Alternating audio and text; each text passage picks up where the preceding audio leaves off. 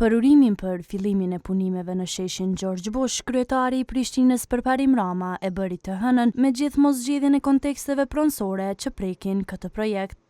Pavarësisht reagimeve se kthimi i kësaj rruge në shesh prek prona private dhe shoqërore, Rama tha se i kanë zgjidhur këto probleme dhe se nuk kanë ndonjë pengesë për të vazhduar para me projektin 18 milion eurosh.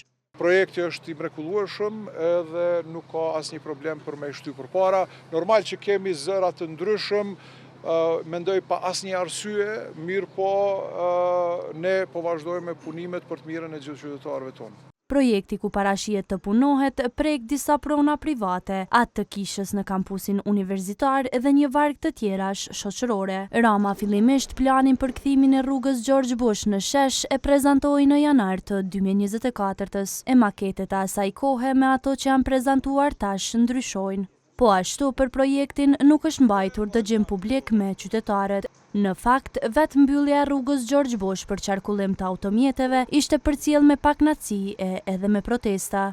E për mbylljen e disa rrugëve të tjera, drejtori ekzekutiv i Institutit Demokratik Ehat Miftaraj tha se kanë parashtruar padi ndaj komunës së Prishtinës.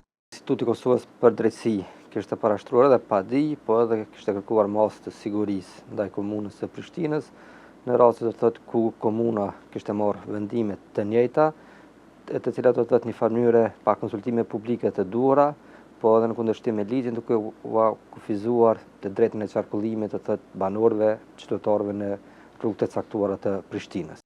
Ankesa ka pasur edhe për mbylljen e rrugëve si ato Recep Luci dhe Çamil Hoxha, gjë që në tetor të vitit të kaluar gjykata komerciale e pati aprovuar në tërësi padinë e grupit Koha ndaj komunës së Prishtinës.